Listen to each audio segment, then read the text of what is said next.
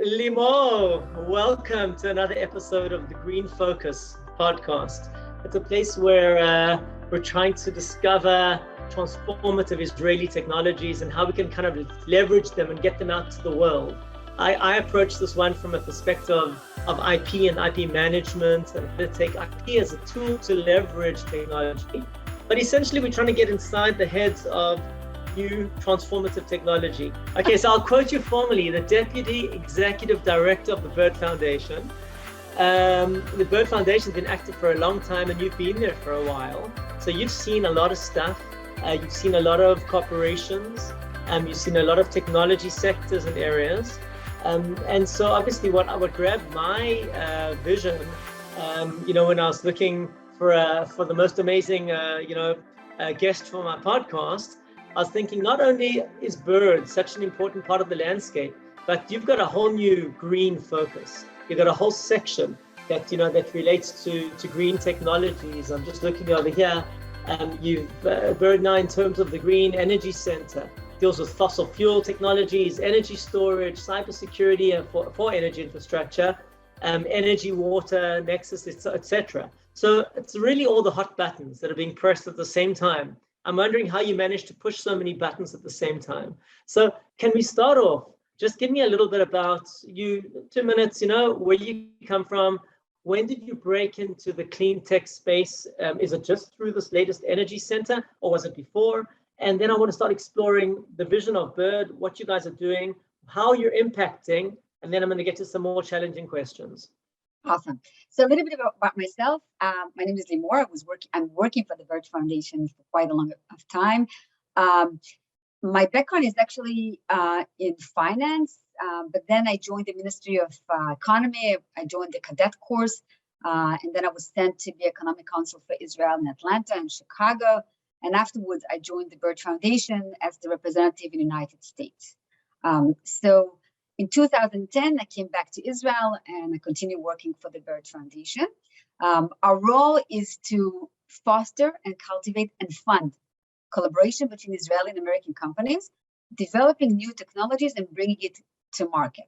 And we do that by making introductions, by creating a lot of events where people can meet one another, whether it's in person or in Zoom nowadays. But we also have the ability to fund those partnerships. We fund up to 50% of the research and development costs associated with the joint project, or up to $1.5 million. In most cases, it's around $1 million that funds the project itself. We don't fund the companies.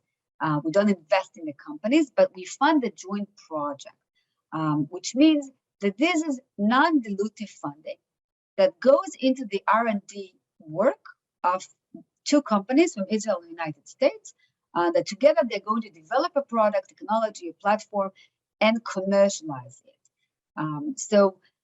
Through the U.S.-Israel National Research and Development Foundation, we have 2 cycles a year where we publish calls for proposal and call companies to reach out to us.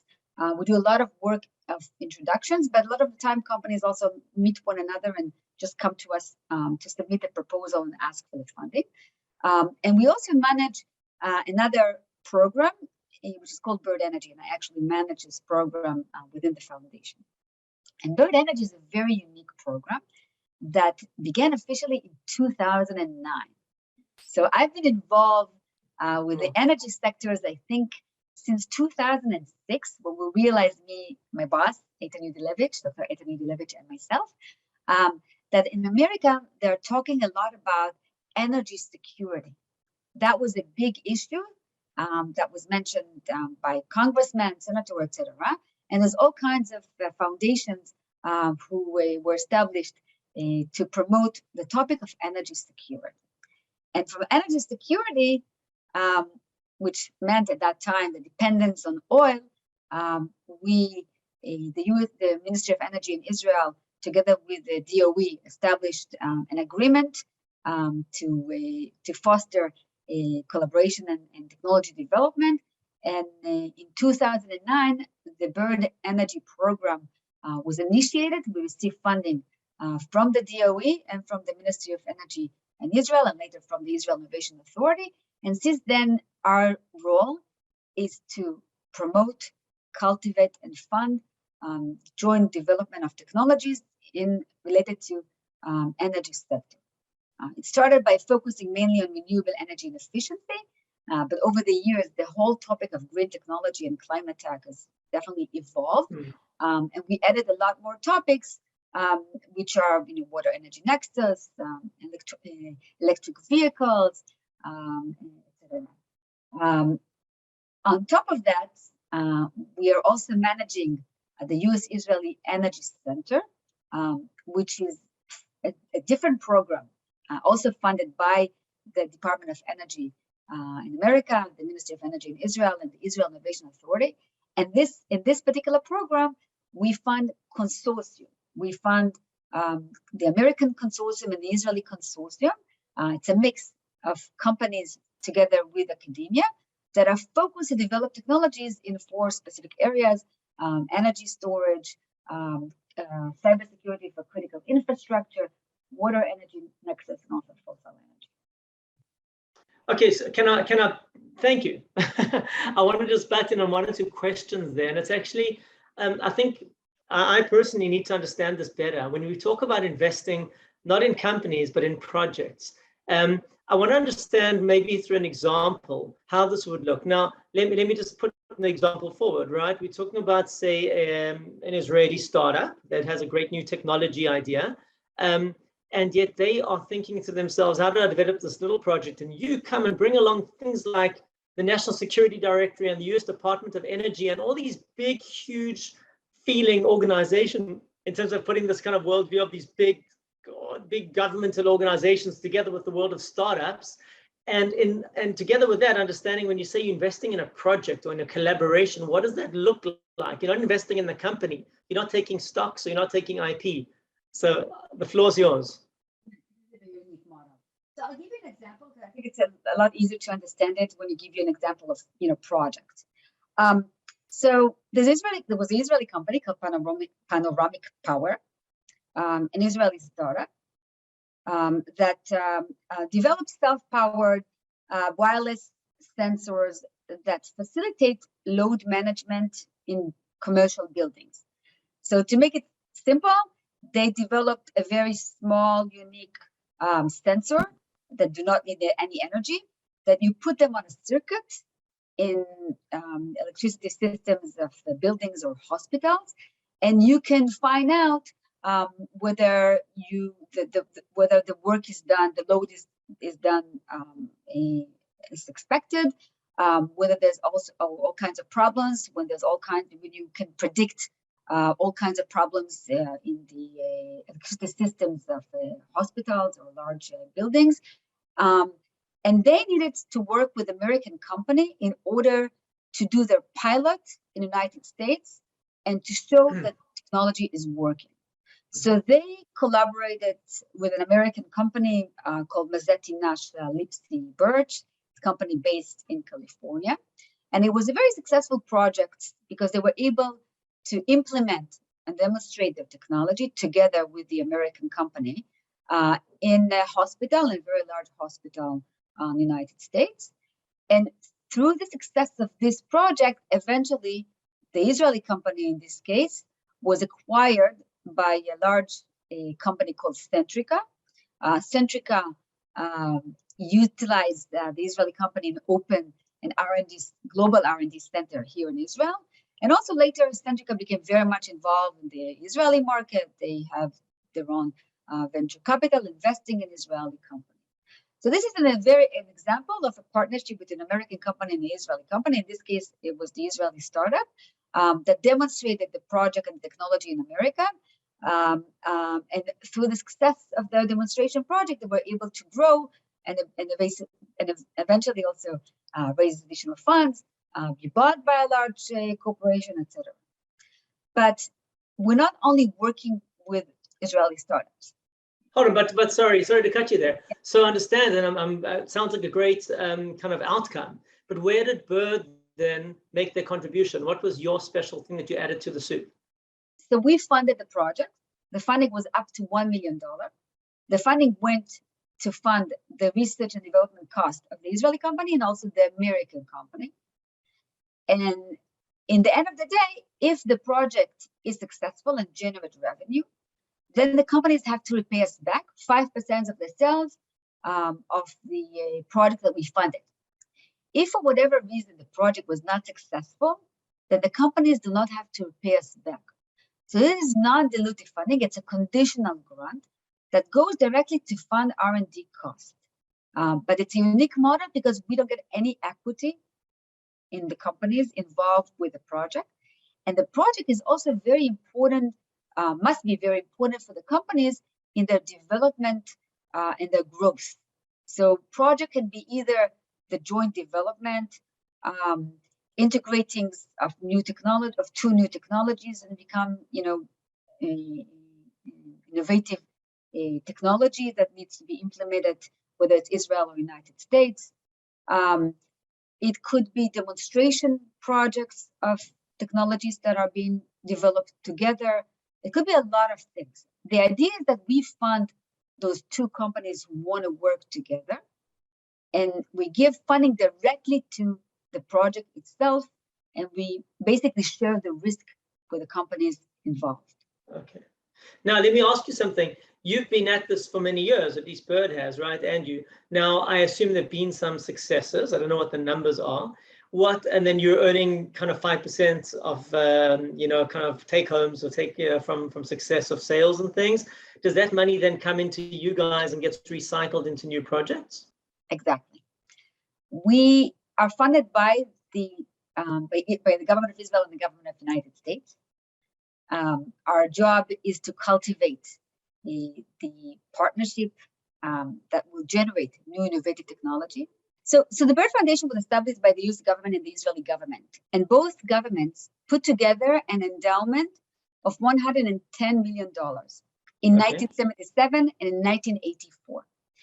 We used the interest of this funding plus repayments from successful projects to fund new technology. Fantastic. Yeah. It's obviously carrying on the project. So we're talking about, there've been some successes over the years, I assume. Yeah? How many have you had?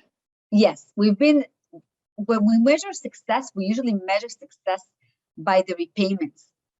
Yes. So over the years, more than $380 million were given to companies, and we received back around third of it, $120 million, which means that third of the project that we funded, in a nutshell, but maybe less, were able to generate revenue. And we received 5% of this amount going back into the foundation to fund additional projects.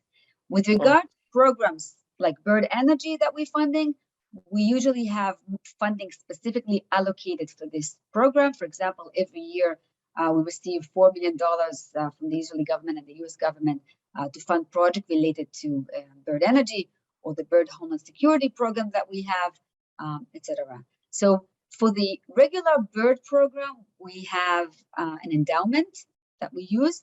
And for the additional programs that we manage that are focused specifically on sectors, every year we get funding from the Israeli government and the US government. Okay, so maybe I'll make a segue from that into one of my questions, which was, I always ask, what is it, if you compare the level of Israeli innovation today compared to, well, you seeing American innovation and global innovation and the entrepreneurs, etc. I'm wondering if you could not just give me a feeling, okay, which is also what I want to hear, but like, are there similar Bird type of operations between America and other countries?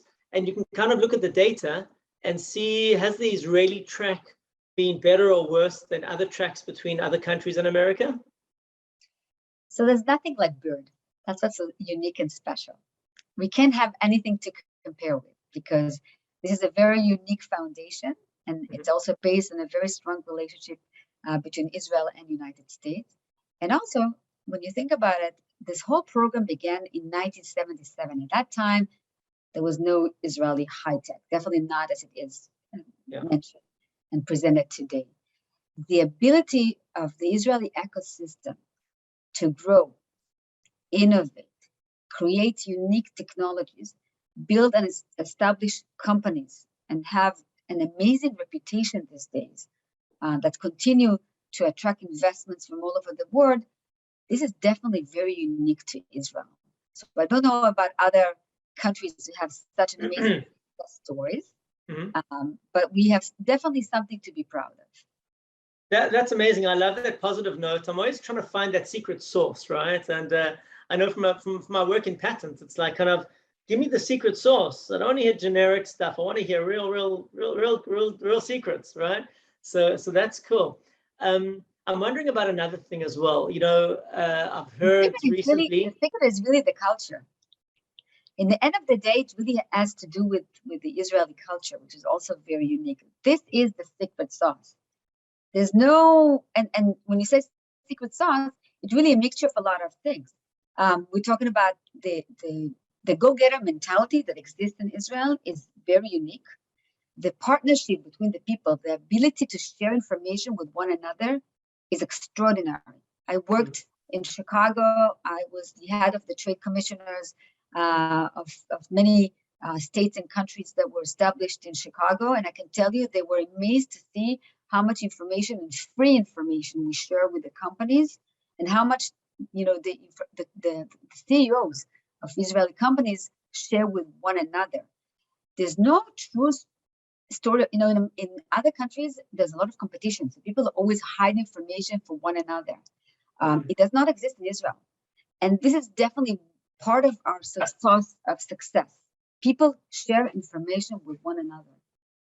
It's really interesting that you said that, Limor. I'm like, you know, that's a very interesting point to relate to. Okay, I know, like, once again, I'm not trying to put on the IP stuff so much here, but there's this aspect where, you know, a lot of companies, they come to the table at the beginning with an idea, with a concept, and there is that moment of being scared to talk about it, that moment of what to do now, who can I speak to, who can I trust? And even in Israel, where I think, as you spoke about, there's a very small community feel. We all know each other, right?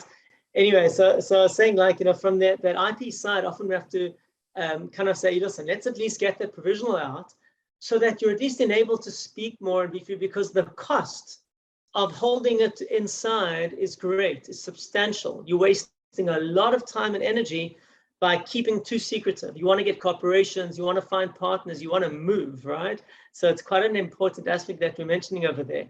So one of my personal challenges has always been as well, how to keep up the momentum. It's one thing to have a successful breakthrough period, but how do we keep doing it? And I'm amazed and humbled by the fact that it's actually been working remarkably well for quite a while, you know.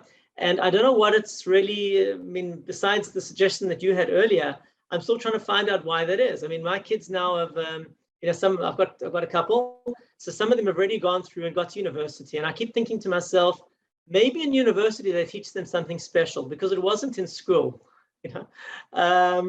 I'm not sure what the answer is, but I hope we can keep on doing it. So I'm on a mission to kind of like try and, as I said, really focus the energies and leverage them, because we can't afford to relax. We can't afford to chill out and say, oh, look how great we are.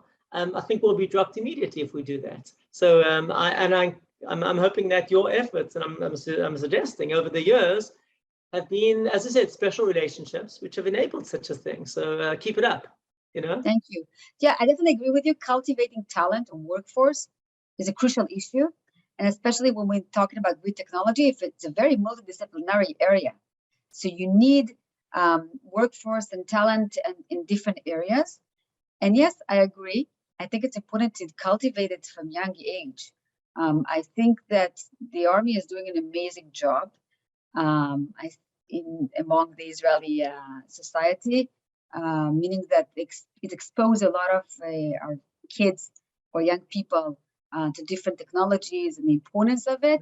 But I think specifically when we're talking about green technology or climate technology, it definitely needs multidisciplinary capabilities and skill set. And this is something that we definitely have to continue, or maybe not just continue, maybe increase our investments in our kids and in our young youth, so they will join this revolution. Yeah, absolutely. I think your point you made about the army has also been a point of fascination often with me, because they're doing something amazing there, right? Because somehow We know the cyber units have become bigger and bigger and are doing amazing things. We've also, I don't know where you are with your kids, but I've got 2 kids in the army at the moment, and this challenge we often have today is like what Kravi or Modi'in, right? To go for security or to go for whatever active fighting units, or to go for intelligence units. And it's interesting because the pathway that some of my kids have been is more on the fighting side, and yet even inside of that there are lots of intelligence applications and civil applications. And so it may well be that it seems like there's a lot of integration going on. So it's just interesting. I can't speak about it more, but there's something special about the army and its function, both of bringing people together, kind of giving everyone opportunities to a large degree. It's a great opportunity. It's an incredible opportunity maker. So yeah, it's something interesting. Now, Limor, let me move on to, I want to challenge you with an example of something, okay? I think our listeners could maybe appreciate some kind of example which I want to throw at you. Now, for example, we got some, and they come to us sometimes, these entrepreneurs with a nice new idea, and sometimes that idea is mind-blowing and transformative, and sometimes it's evolving from one step ahead of the previous stage. Now, if someone comes like on that level and they say to me, Yaron, here's this great idea. So besides talking about patents, I want to kind of direct them in a certain way and say, you've got to get funding, obviously, but you also got to speak to the right people. Now, a foundation like Bird, at what stage do you kind of embrace someone and say, we can take you from here onwards, or these are the challenges, go home and do homework? What would your initial advice if they come to you at that early phase and say, I've got a great idea? What are you going to say to them? What are your priorities, and what are you going to tell them to go and do? So I'll be honest, Bird Foundation is supporting companies when they already have more than just an idea. Mm-hmm. In order to create partnership, you need to have a valid idea that at least was tested in the lab. Because you want to introduce your technology to another partner, you want to try to convince him or the company to work with you. So you have to have something that is far more established. But I will tell companies that in Israel, there's a lot of resources that can support them. You have the Israel Innovation Authority that can actually support and give you initial funding through the NUFA program. There's additional funding that you can reach from the Israel Innovation Authority throughout the development stage of the company. And I think it's important to reach out to those organizations because they evaluate your technology, but they can also give you some additional ideas and thoughts. There are additional resources like different communities that exist in Israel. For example, in healthcare, there is a community. There's a community in energy. I belong to a community called Women in Energy. So it's important to get connected to those communities because you can get an amazing network and you can actually exchange your ideas and you can ask questions, and people are very much willing to support one another. So I think it's important to get connected with the appropriate network. In addition, there's other ministries that are trying to promote a particular sector. So find out where is the sectors that you want to be involved in, and find out who is the network or the community that they need to be connected with. Because just like I said before, one thing amazing about the Israeli culture is that we really truly share information with one another. And so these are really crucial steps to do. There's also different technological incubators where you can get actually funding. And you can actually be there for 2-3 years until you develop the technology, etc. And you can also work with the Angel Network to raise additional funds. So yes, it's not an easy way. I'm not going to tell you it's, when development is not an easy way. There's a lot of challenges. And I can also tell you that, many people or many entrepreneurs starts with one particular ideas, and the ideas are being evolved. It's never the same ideas that they thought of in the beginning. And I think it's important to understand that you need to learn the market, you need to learn the challenges, and you need to absorb and collect a lot of information from your peers. Okay, now let me ask one more thing here, because from the conversation earlier on, you mentioned like you guys have had a remarkable, successful kind of a rate of success. kind of a third, or I don't know exactly how we translate that to data, but roughly a third of projects that you've invested in have kind of succeeded in actually commercializable and actually making money, which sounds amazing.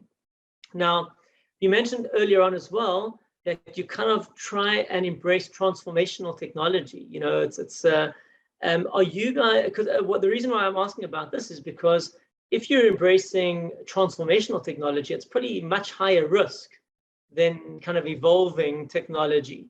So is that what you're actually looking at? Are you looking at kind of radical shifts in technology? Is that more where you're backing your horses? Let me tell you, we've done the research here and we found that it takes at least 5 to 7 years until we actually commercialize the project successfully. Mm-hmm. So in many cases, we give the funding to the companies in their stage where they know they anticipate a commercial outcome by the end of the project, and it never happens because it takes much longer time to get to the market. Yeah. So people need to understand that, and we have the patience and we have the ability to wait. And the whole idea is really to support the partnership and not necessarily making a lot of money out of it. So it's a different type of mechanism than venture capitals or other organizations that exist in the market. In general, when you bring a technology, we are interested in funding riskier and innovative technology. If there is particular areas where you can get funding from the private sectors, then we're definitely going to tell companies that it's a lot easier to get funding from the private sectors for it. And our board probably will be less interested in funding such projects because we want to fund projects that are innovative and also have social value that can also impact the economy, etc. So we're looking for riskier type of partnership, but we're looking for something that can actually create a much larger impact. Sometimes the projects are very successful, and sometimes are less successful. But throughout the process of the development, the companies learn a lot about the market, and then maybe the next stage is really updating their technologies and changing the path to market, etc. So there's a lot of lesson learned throughout the process. And I think that's what I'm trying to explain. People always think that success happens within one day, within a very short time. And this is not the case. It takes a lot of learning, specific work, and partnership and sharing information and collecting information from one another in order to be successful. Your patience is quite refreshing, in terms of a long-term approach, and especially in the energy sector, in the green tech sector. We're in a long-term project. We're looking towards 20 years now, where we want to try and be, net zero. And we're talking about long-term changing of infrastructures and changing of big things. So I think we need that, especially in the sector. There will be certain product companies that can offer a quick solution to the market. But you guys are looking at bigger, more ambitious things, it seems, which is really important. Okay, so if I had to take that same entrepreneur now, right, who's hunting around to see how can they make their impact, they just really want to make their impact, right? So now that entrepreneur who's saying, I just want to make the world greener, help me do this. Okay, and they do their initial research, they get their initial funding, and then they come to Bird later on and they say, Bird, we are ready, help me fly. Is that your pitch? So let me tell you something. I see a lot of companies. Some are very interesting, some are less, some have a lot more work to be done. It's not just it's not just making the world greener. It's really, in the end of the day, showing the return on investment. And how can you calculate this return on investment and bring partners that will help you solve this problem, develop it, but also install it, deploy it, demonstrate it, and then sell it. Yeah. So for all those entrepreneurs who are active in energy, I think they need to have a lot of patience and understanding that there's a long way waiting for them. And there's also the issues of regulatory issues, which is sometimes companies are not very much aware of it.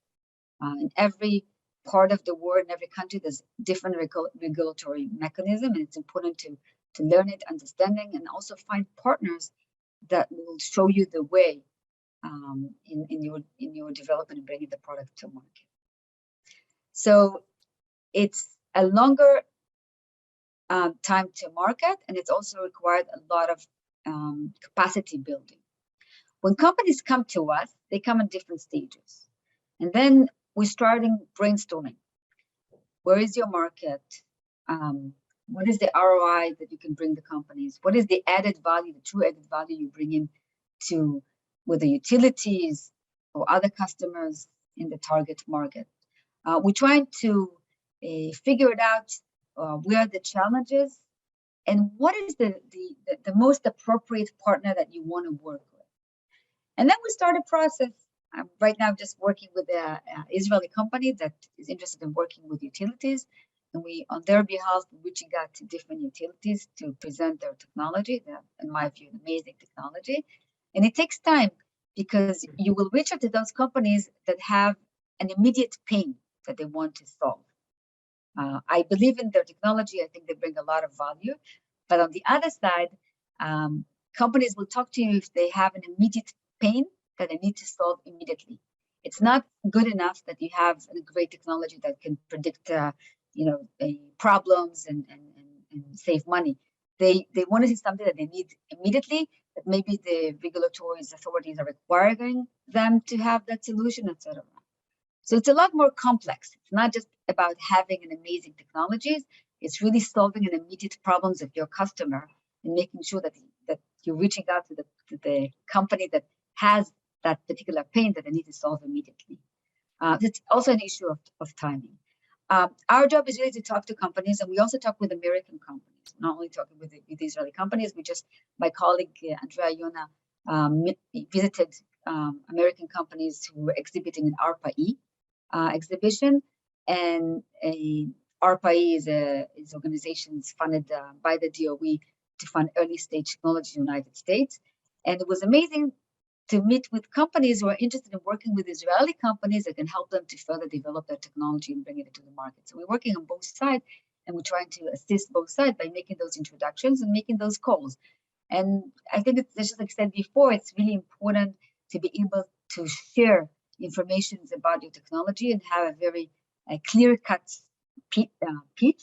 We'll also explain what are the ROI that you bring in the end of the day. And our job is really to make those introductions. Whether those introductions continue, it's really depending upon the company, etc.